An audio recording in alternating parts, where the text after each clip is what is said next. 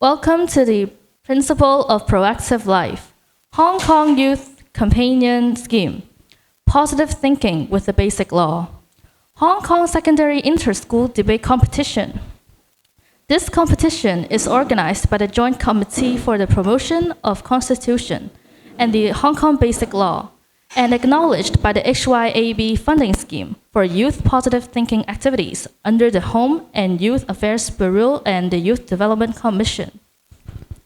We are delighted to have the support of Department of Justice, Security Bureau, Home Affairs Department, Leisure and Cultural Services Department, the Law Society of Hong Kong, Hong Kong Federation of Education Workers, Hong Kong Association of the Heads of Secondary Schools, Association of Principals of Government Secondary Schools, Hong Kong Subsidized Secondary Schools Council, Hong Kong Direct Subsidy Scheme Schools Council, Hong Kong Island School Heads Association, Kowloon Region School Head Association, New Territories School Heads Association, Grant Schools Council, Hong Kong Huaxia Education Institute, Hong Kong Gifted Education Teachers Association, Education Convergence, Hong Kong Council for Educational Administration, the Hong Kong Academy of School Managers,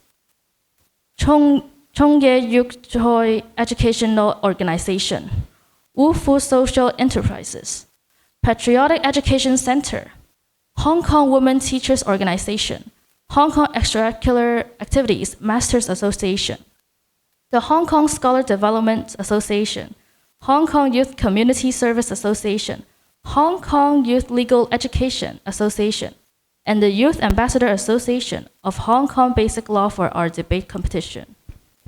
Today's motion is secondary school students should be banned from using generative AI tools in their schoolwork. Next, we would like to introduce the judges for today's competition. Dr. Nancy Kwong, Lecturer of Language Center, Hong Kong Baptist University.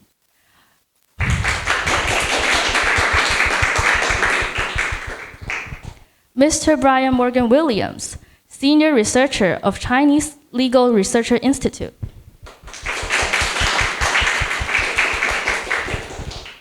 Mr. Stephen Marson, English teacher of Chun Wan Public Ho Chun Yu Memorial College.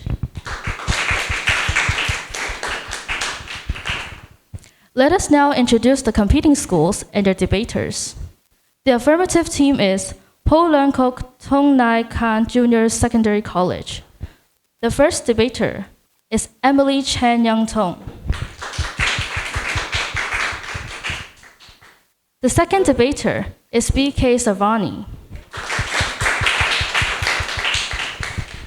The third debater is Fong Pak Long. Now, the opposition team is Tuen Mun Government Secondary School. The first debater is Sonia Lau Wai Le. The second debater is Melody Kwok Si Yi. The third debater is Rain Wong Lok Tong. The competition guidelines were sent to all teams via email before the competition. Is there any questions? The speaking order is as follows. The first debater speaks first, followed by the second and third debaters. The affirmative side speaks first, followed by the opposition side. The summary statement begins with the opposition side, first debater, followed by the affirmative side. Debater must signal to the timekeeper before speaking. The timekeeper will ring a bell and begin timing. Debaters must speak only after the bell is ringed. The timing method is a countdown. The allocated speaking time for the first debater is 3 minutes. The allocated speaking time for the second and third debaters is 2.5 minutes. The allocated speaking time for the summary is 3 minutes. A 2-minute preparation period will be provided before the first debater delivers their speech for the summary. The timekeeper will ring the bell. when 1 minute remains before the debater's allocated speaking time expires. When a debater uses up the allocated speaking time, the timekeeper will ring the bell 3 times, and the chairperson will immediately stop the speech. The timekeeper is responsible for ensuring accurate timing and chiming. However, if the timekeeper makes an error, it should be reported to the judges immediately. The judges must collectively decide whether to grant additional time or adjust score accordingly. They may confer and decide to adjust scores upward or downward by the same margin based on the actual circumstances. All speeches during the competition must be delivered in English. However, personal names, book titles, and proper pronouns may be expressed in other languages. If any languages other than English is used outside of these exceptions, opposing team members, teacher supervisors, the chairperson, judges, or organizer may raise the issue. If a violation is confirmed by the judges, they may deduct 1 to 5 points from the total score of the debater in question at their discretion. The judges and the organizer have the right to make the final decision in any special circumstances. Is there any inquiry?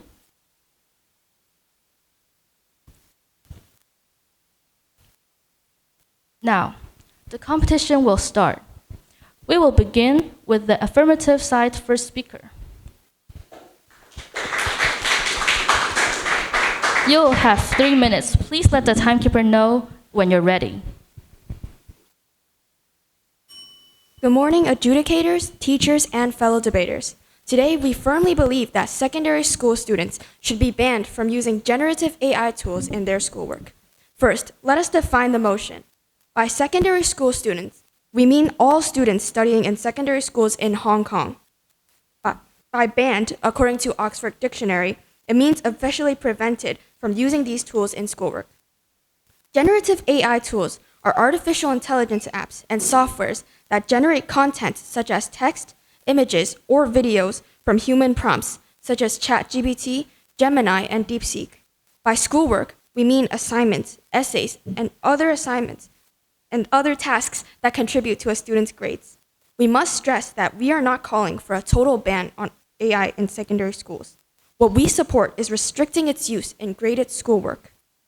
Our team line is, AI dependence harms minds, divides classes, and drains our world. I will focus on the impact on learning and academic integrity.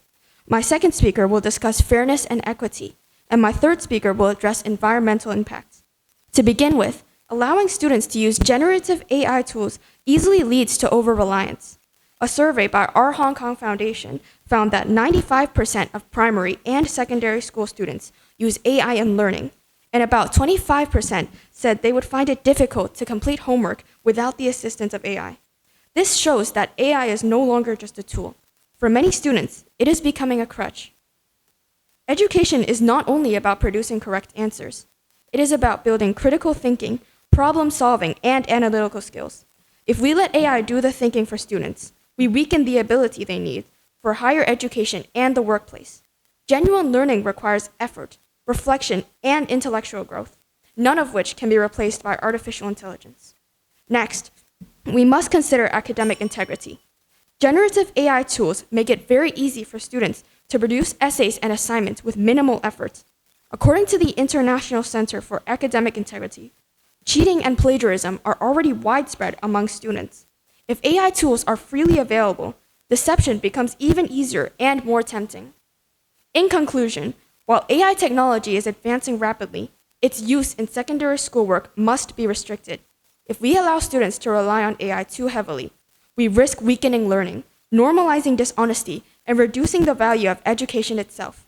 Therefore, we firmly believe that banning generative AI tools in schoolwork is necessary to protect genuine learning. Thank you.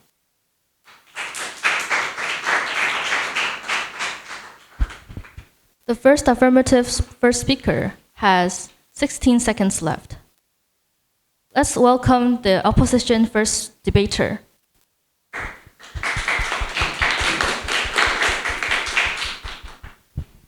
You will have 3 minutes. Please let the timekeeper know when you are ready.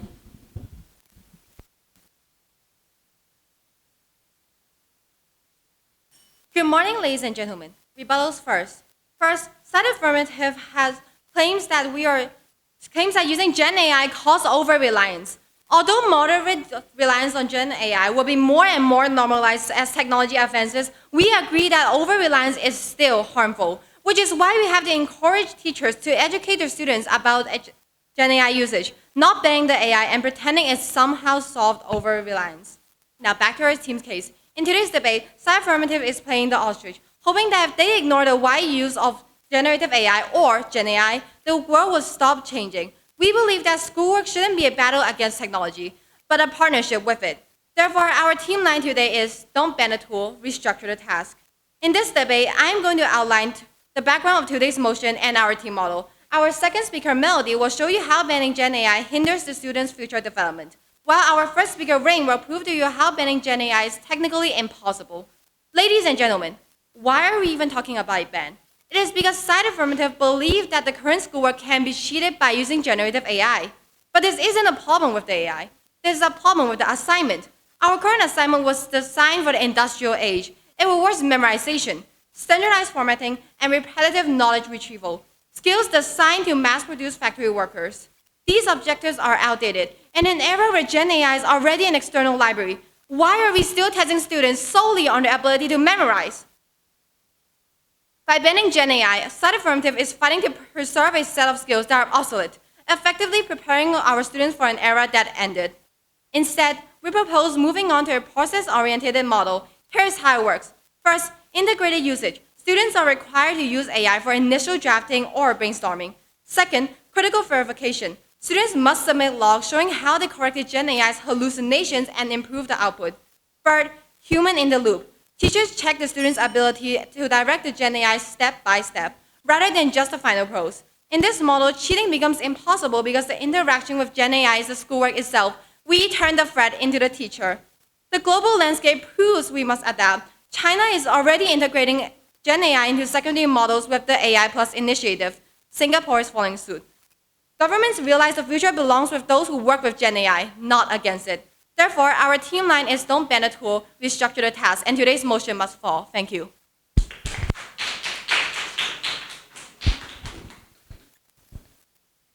The opposition first debater has 29 seconds left.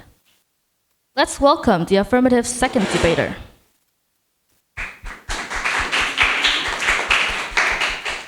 You will have 2.5 minutes. Please let the timekeeper know when you are ready.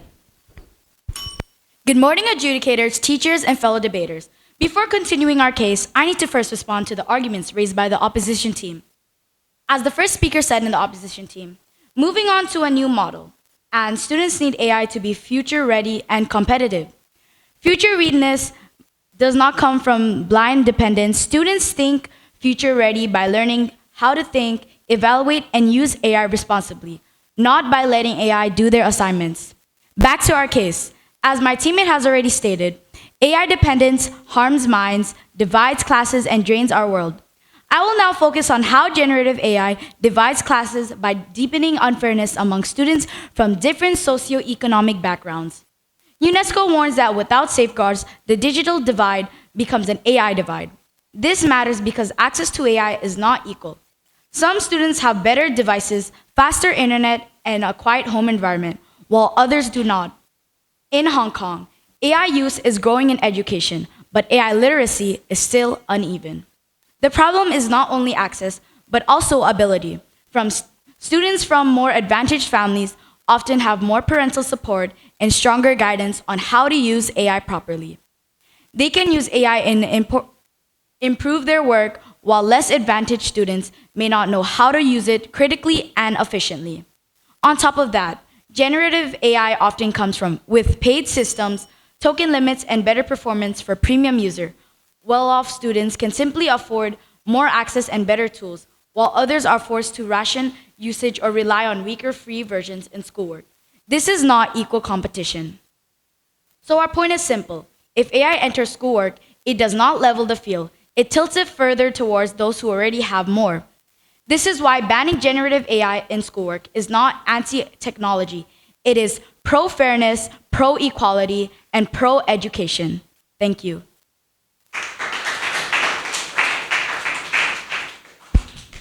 The affirmative second speaker debater has 27 seconds left. Let's welcome the opposition second debater.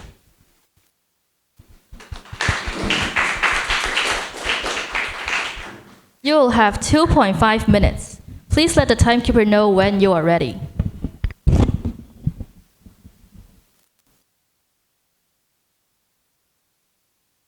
Good morning, ladies and gentlemen. Rebels first. Side Affirmative has mentioned that access to higher quality, premium Gen AI tools or faster internet connection allows for wealthier students to have an unfair advantage against less fortunate ones.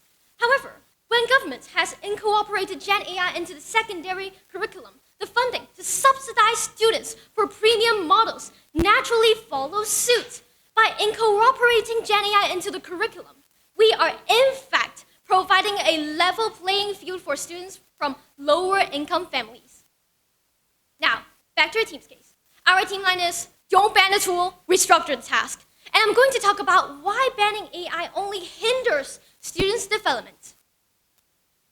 Firstly, by integrating Gen AI, we teach the vital skill of verification literacy.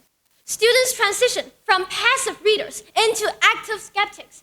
They learn to cross-reference AI outputs with primary sources, identifying potential mistakes, and spot logical errors.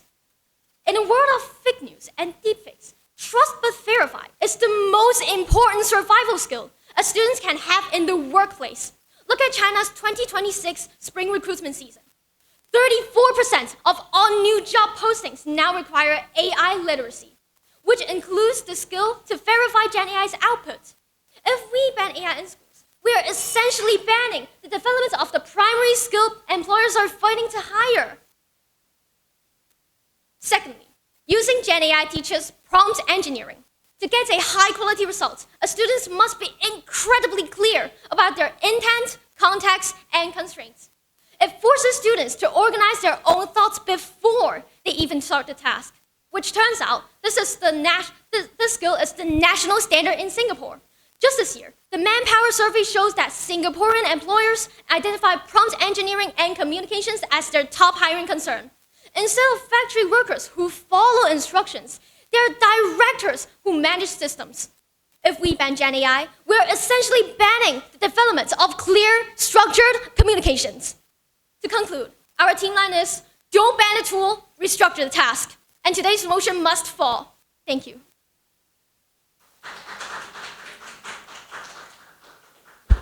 The opposition's second debater has 5 seconds left. Let's welcome the affirmative third speaker debater.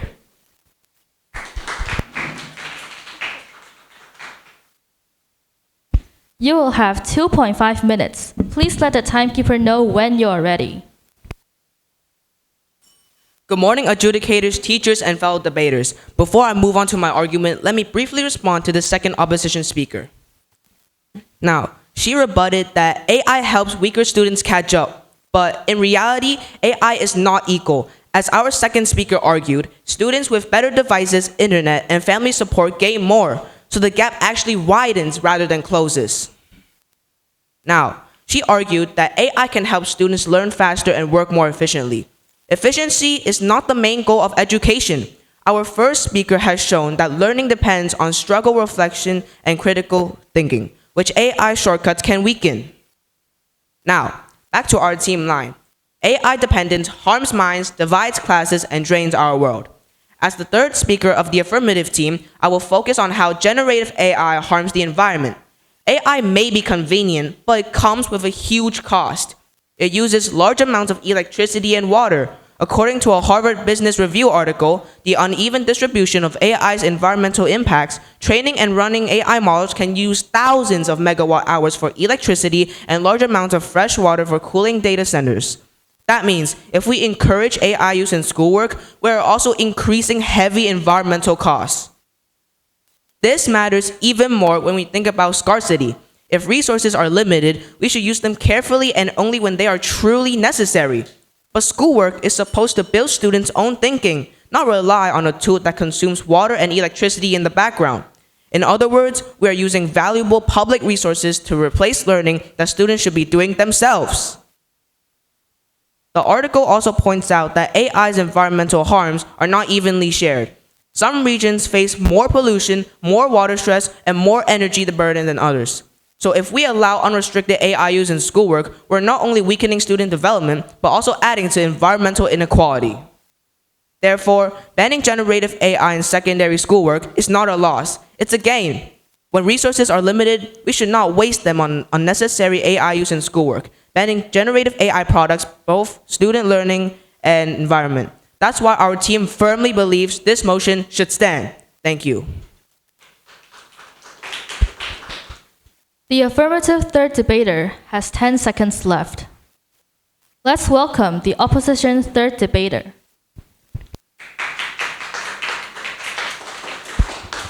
You will have 2.5 minutes. Please let the timekeeper know when you are ready.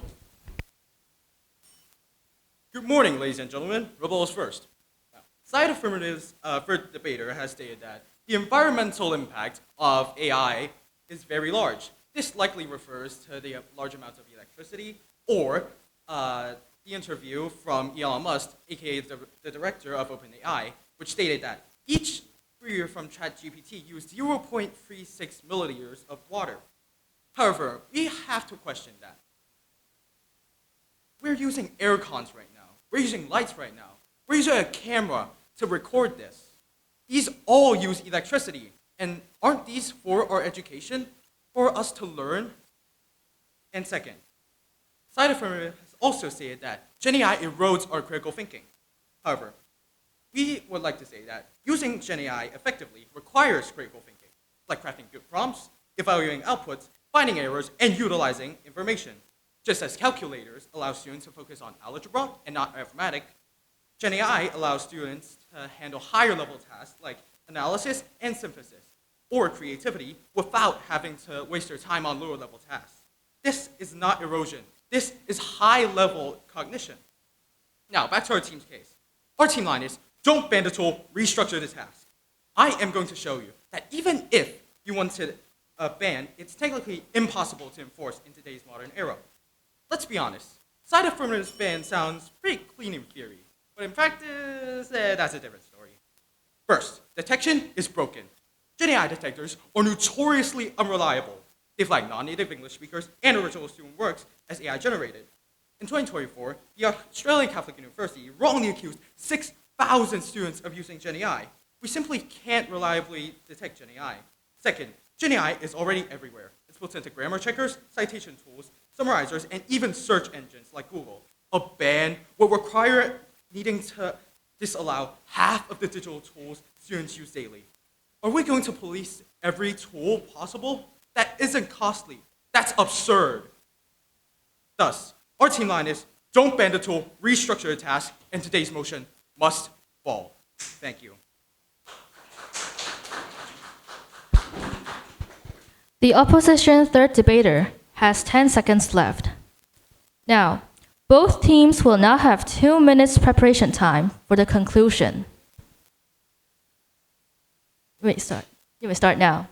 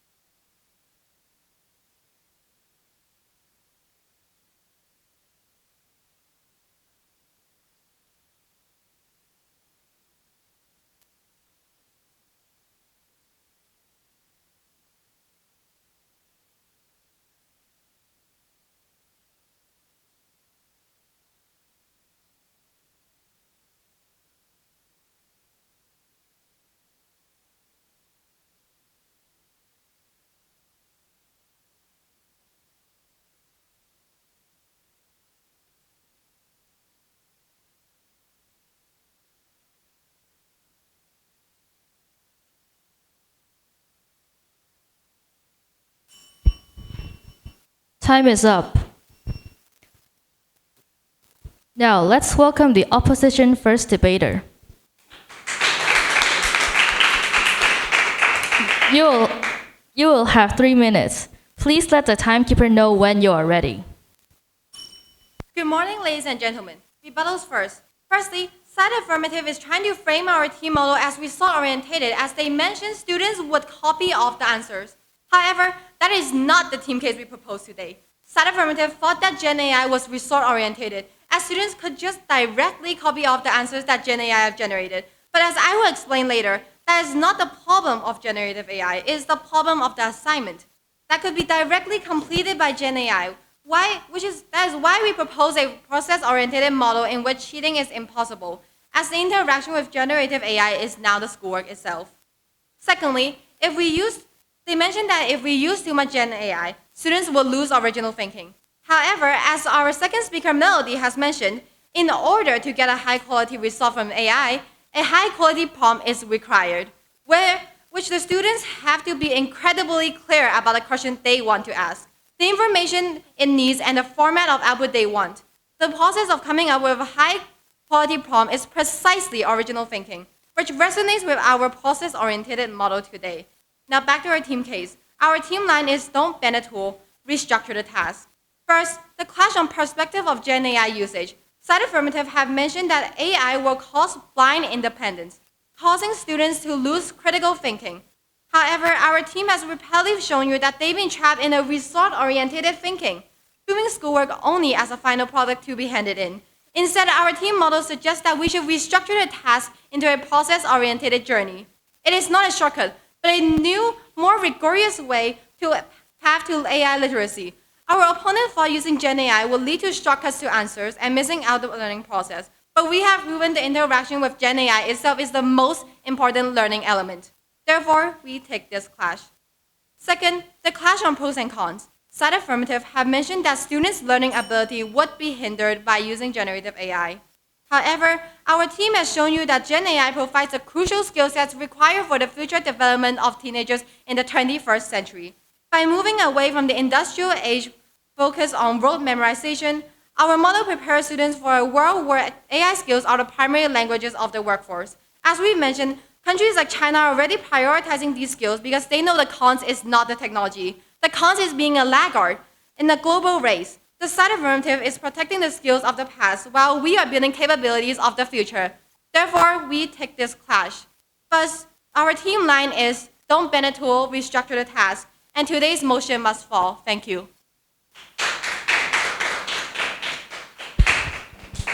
The opposition first debater has 17 seconds left. Let's welcome the affirmative first debater. You will have 3 minutes. Please let the timekeeper know when you're ready. Good morning, adjudicators, teachers, and fellow debaters. At this point in the debate, the question is not whether generative AI is impressive. The question is whether it should be allowed in secondary schoolwork. And our answer remains no. Before I recap our team's arguments, let me respond to what the opposition has put forward today. The opposition has said that banning AI is unrealistic and hard to police. However, something being hard to police does not make it right. Schools can still ban cheating and plagiarism for the same reason. Rules shape values, and schoolwork should reflect the students' own efforts. They have also compared AI, the use of electricity, to lights and cameras. However, one AI prompt is enough to fully charge a phone, and one AI prompt costs 1 bottle of water. Now, the opposition speakers have said that a lot of jobs in China use AI. We agree students should learn about AI, but that is different from using it to complete schoolwork. Our side supports AI literacy in class. We oppose replacing students' own thinking with AI outputs. Now, let me emphasize again, we are not against technology, and we are not against AI literacy. In fact, there is an even more important distinction between learning about AI and letting AI do the learning for you. Schools can still teach students how AI works, how to use it responsibly, and when to question it. But that is different from allowing it to complete graded schoolwork for them. In this debate, our team has shown 3 things clearly. First, AI weakens learning. It makes students rely on shortcuts instead of building critical thinking, writing, and problem-solving skills that education is meant to develop. Second, AI creates unfairness. Students do not begin from the same position. Some have better devices, stronger internet, more support at home, and greater literacy. So allowing AI in schoolwork only widens the gap. Third, AI has a real environmental cost. It consumes electricity and water, and when resources are limited, we should not waste them on unnecessary school tasks. So when we put these points together, the picture is simple. This motion is not about being anti-technology. It is about protecting the purpose of education, protecting fairness among students, and protecting the environment at the same time. In our first draft of the speech, one of our teammates tried to write with AI, yet when challenged by the teacher, they could not explain what they had submitted. This shows that allowing unrestricted access to AI generative tools still risks compromising academic honesty, stunting critical skills development. AI dependence harms minds, divides classes, and drains our world. Generative AI may be useful in some context, but schoolwork is not where students should depend on it. This is why we strongly stand for this motion. Thank you.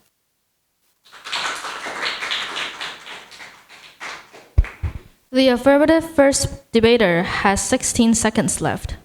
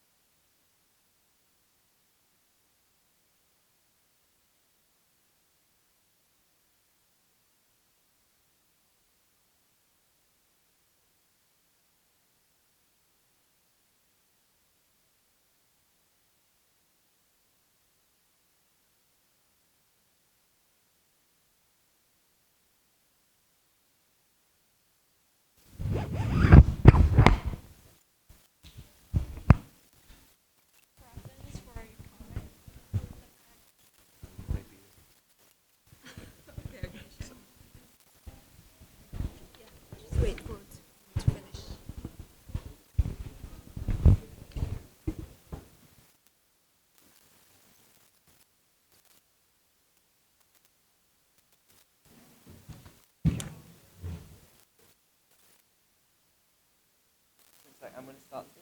Is that all?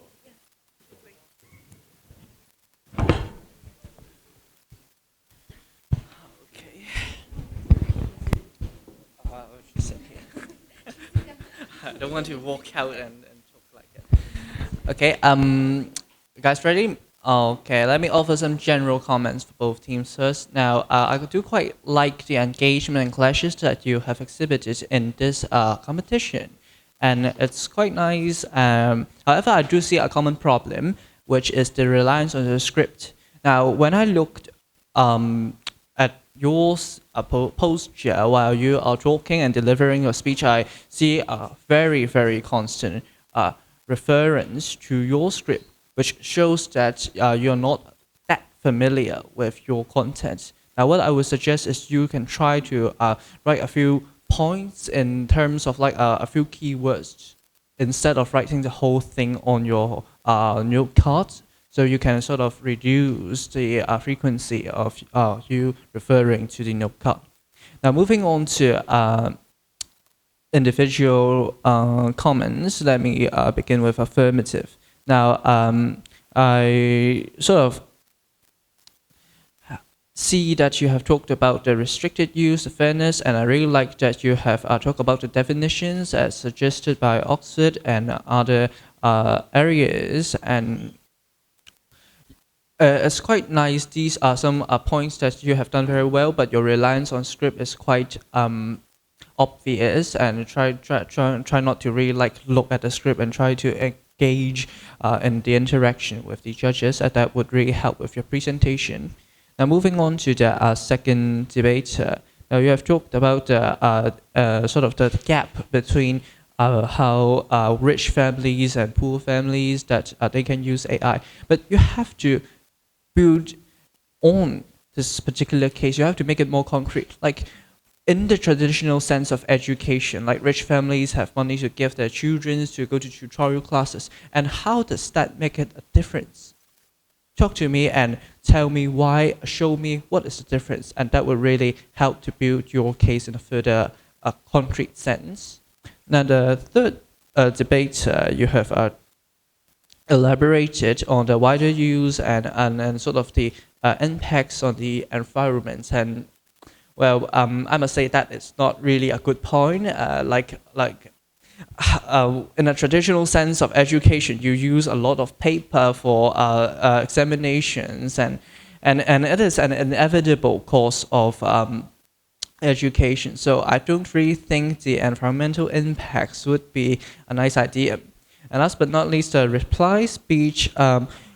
The first speaker, you've talked about sort of one AI prompt sort of uses the energy to charge one phone. However, you forget to cite your source. Remember to cite your source, or else you'll be committing plagiarism. And citing the source makes your speech more reliable. Okay. Now moving on to the opposition. Now, the first speaker. It's quite nice that you have cited the example of China and Singapore, but you have got the same problem with the first speaker of the affirmative team, which is the reliance on script. So that resulted in a low presentation mark for yourself. And if you don't want that, as I have aforementioned, just write a few keywords and say what you have in accordance with those keywords. Don't just look at the paper. Have some interaction. Like the second debater and the third debater of your team has done quite a nice job on that. Now, moving on to the second debater, I really like how you cited different sources from Singapore and the source regarding the 34% of how job requirements requires AI, and that's very nice and well done. Okay, then moving on to the third debate, one of the little issue with you is you didn't really speak into the mic. So that's a little issue, and just bear in mind that when you are trying to talk about, I feel like you are a little bit aggressive. Now, although I've been lenient with you, I didn't deduct your manners in this particular case, but do bear in mind in other competitions, the judge might have the tendency to deduct your manner points, which is not worth it. But overall, I love your response. It's a good response. Okay, last but not least, the reply speech. The same problem that you have didn't talk about, that you have the reliance on your script. And on top of that, perhaps you can talk about how schools can teach the students to fact check as an example to exemplify how critical skills could be educated in your school. And you can also compare it to the university example, like why do some universities encourage the use of AI? And to both teams, once again, when you look at the motion, you see there are keywords, secondary school students. Why secondary school students? Why not all students? Think about it. It sort of promotes you to sort of talk about the difference between university students and secondary students, and this would be another clash that you can possibly talk about. Like university students, they have to undergo lots of research work. Say, for example, if you study law like me, you're going to read through lots of statutes, like 1,000 of them, and it is impossible for you to read like all of them. So you need AI to help you to identify which audience, which ordinance you need. However, for secondary school students, you're basically doing some fundamental education, and that hardly requires generative AI to complete your work. Like it's just an equation, you can do it on your own, right? And that would be the difference you want to talk about. And that's all I have. Thank you.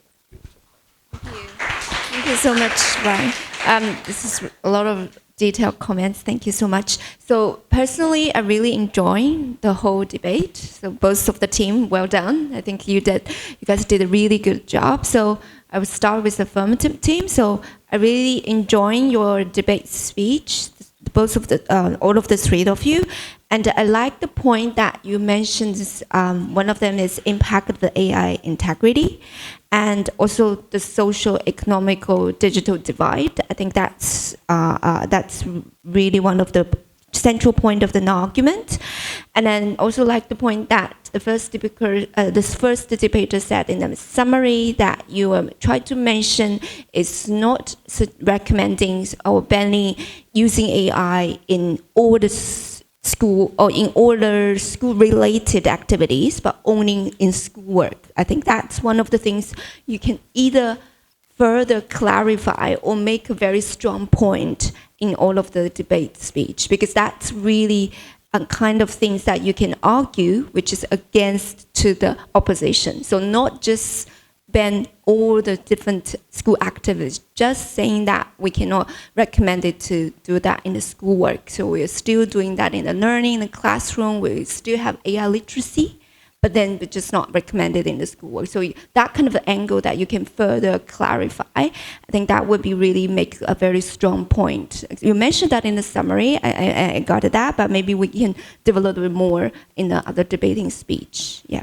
So well done. I'm really enjoying the three of you. And very presentable, very good management, and yeah, like Brian said, maybe just I think that's also the kind of things that university students tend to do, just holding the notes and reading out the notes. So we try to encourage more eye contact with judges and audience, and also with the opposition team.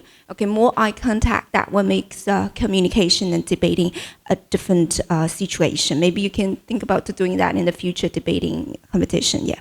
And for the opposition team, I think your team is like a very passionate team, very passionate. And yeah, so that brings a lot of passion to your debate. That, like what Brian was saying, this kind of balance between the passion and also the argument construction, yeah. So sometimes we need to be really emphasizing the evidence you try to talk about, yeah. So instead of being passionate from all the time, you need to think about what kind of things you need to emphasize at the really central point, that what kind of things that you want judges and audience to at the most.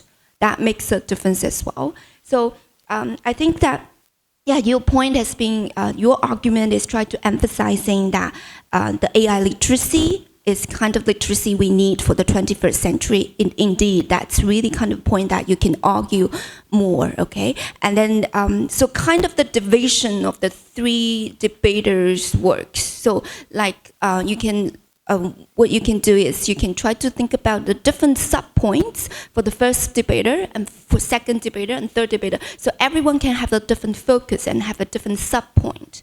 Okay, so that would make teamwork is more organized and cooperative. And I was thinking that one of the things that the affirmative thing we're trying to say that AI will erode our critical thinking, but what you can argue is that even we're using generative AI, we can also encourage critical thinking, because one of the points that you mentioned that it depends on the prompt we use, right? But and that's another point that you can try to think about is after we're getting the responses from AI, it's our decision to whether accept or reject their recommendations. That also develop our critical thinking. Yes, yeah, so basically I really enjoy your very passionate and then, yeah, that's a very passionate debate speech. That's well done, all of you as well. Thank you. Yeah. Okay, I agree with the comments made so far, so I'll try not to repeat the same points, but try to develop a little bit. I think in your debating preparation, it's always good to ask yourself, what is the status quo? What is the current situation? So when we look at this motion, actually this is not the status quo. Generative AI is not currently banned for school students, right? So I think you can use that as a starting point for your thinking and arguments. I think you can also think about analogy. So for example, plagiarism is banned, is wrong. In some countries, including Australia, social media is banned for students under 16. What are some of the reasons for that? Student welfare, student well-being, socializing, and maybe you can get some arguments from that to also boost up your case, right? For the opposition team, I appreciated that you kept a strong focus on students and learning, and also you offered an alternative, a process-oriented model, which I think you showed a good understanding of what that involves and what that means.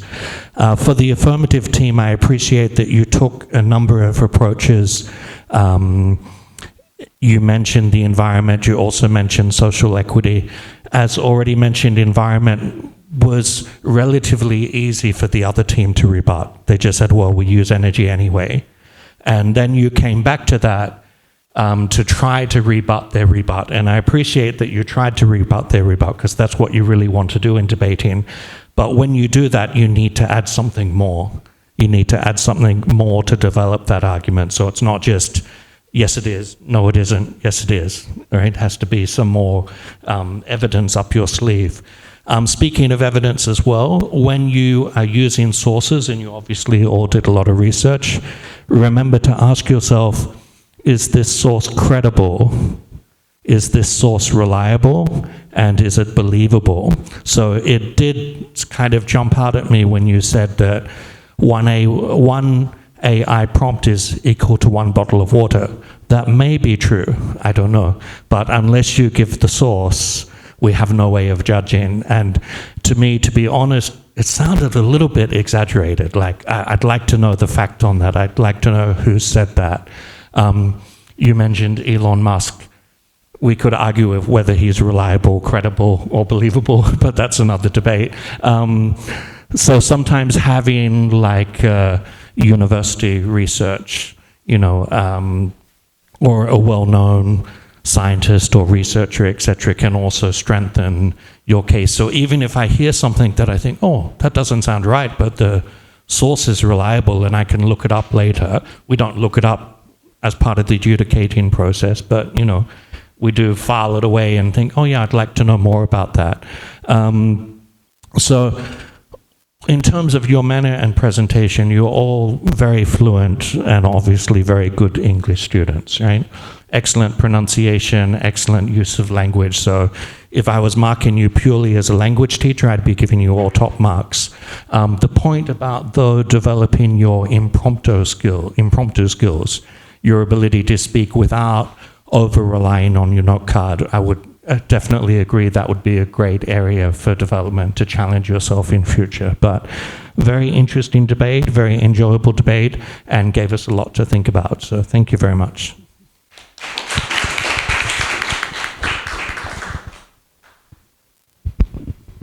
Thank you for the judges' valuable insights. We will now be announcing the results and the best debater. Today's motion is secondary school students should be banned from using generative AI tools in their schoolwork. The affirmative team is Leung Tong Kan Junior Secondary College. The opposition team is Tuen Government Secondary School. The best debater of this round is Melody Kwok Si Yi, the second debater of the opposition team from Tuen Government Secondary School. The result is 1-2. The winner is the opposition team, which is Tuen Government Secondary School.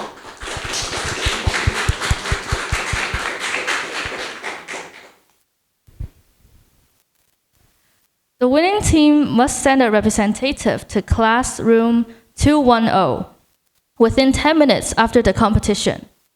The standpoint of the next competition will be determined by a draw in room 210.